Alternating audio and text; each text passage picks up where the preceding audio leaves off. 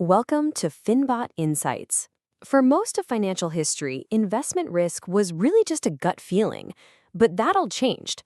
In this explainer, we're going to explore the mathematical revolution that took that vague feeling and turned it into a number, a variable you can actually manage.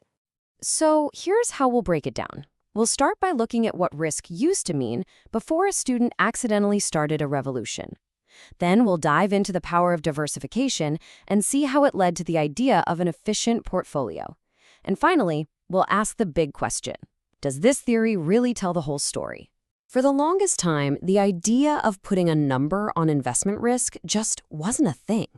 Everyone knew stocks were risky, sure. Some were seen as riskier than others, but that was about it. Risk was all about intuition, not calculation. So where did investors get their guidance? Well, believe it or not, the most important statement on the subject didn't come from Wall Street. It came from a court case back in 1830. The Prudent Man Rule, as it was called, was intentionally vague. It basically told people managing money to just act like a prudent person would. Think about this. A single legal ruling from a case about a family inheritance was the best definition of investment risk for 122 years.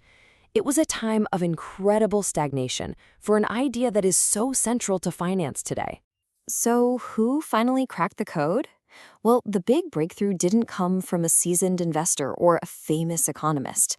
It came from someone who, by his own account, knew absolutely nothing about the stock market.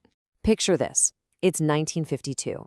A 25-year-old grad student at the University of Chicago, Harry Markowitz, is looking for a dissertation topic. He's an expert in a new field called linear programming. One day, just by chance, he's talking to a stockbroker who suggests he should try applying his math skills to investing. And that single conversation, well, it changed everything. So Markowitz started reading. He picked up an influential book called The Theory of Investment Value. And in it, one little line about getting the best at the price sparked a huge insight. He realized that investors were focusing too much on just maximizing their return.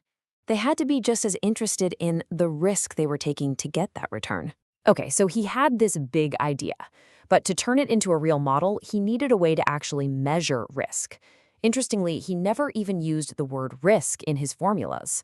Instead, he chose variance, which is just a statistical way of measuring how much an asset's price swings around its average, and he called that the undesirable thing an investor wants to minimize. Just like that, risk had a number. Markowitz knew that just looking at average returns is a huge trap. You could have an asset with a great average return, but if its variance is high, the actual results can be all over the place. He compared it to having your head in a hot oven and your feet in a refrigerator. On average, your temperature is fine, but you are definitely not okay. But here's where things get really interesting. The most powerful part of Markowitz's work was his realization that a portfolio isn't just a list of stocks. It's a single, complete system. And he showed, with math, that you could control the risk of that entire system through diversification. And this slide really shows the magic. It's so cool. While your portfolio's return is pretty simple, it's just the average of everything in it, the volatility is different because all your assets don't move up and down at the exact same time. Their combined volatility is actually less than their average. You get to lower your risk without necessarily lowering your return. That's why people call it the only free lunch in finance. The numbers really tell the story here. Look at this data from the 70s through the early 90s. The blended portfolio at the bottom mixed U.S. and international stocks, and look what happened. It actually got a higher return than the S&P 500 by itself, but with less volatility than either of the individual indexes.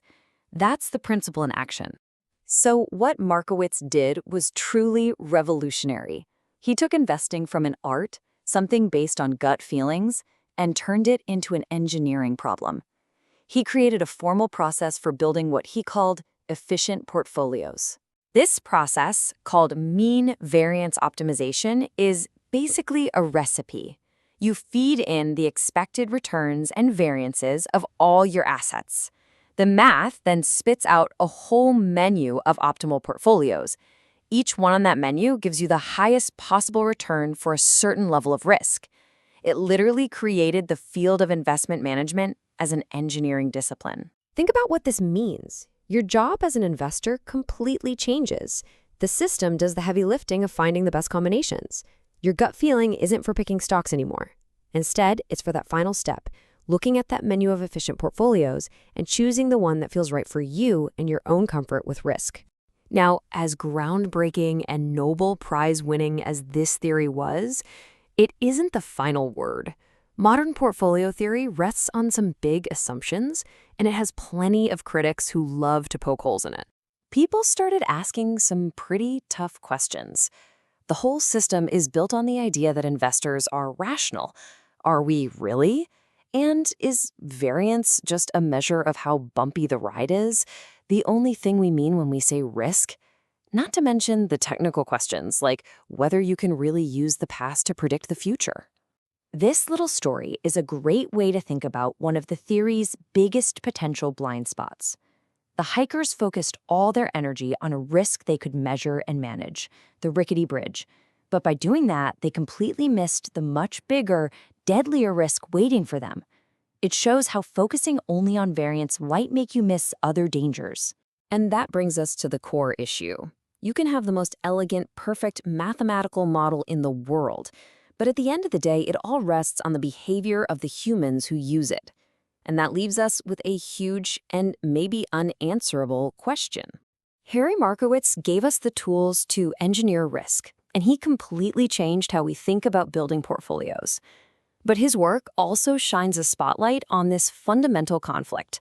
We have a rational system designed for what is often a very irrational actor, us, the human investor. And that is one risk you can never fully diversify away. If you found this explainer valuable, please click like and subscribe for more from Finbot Insights. Thanks for watching.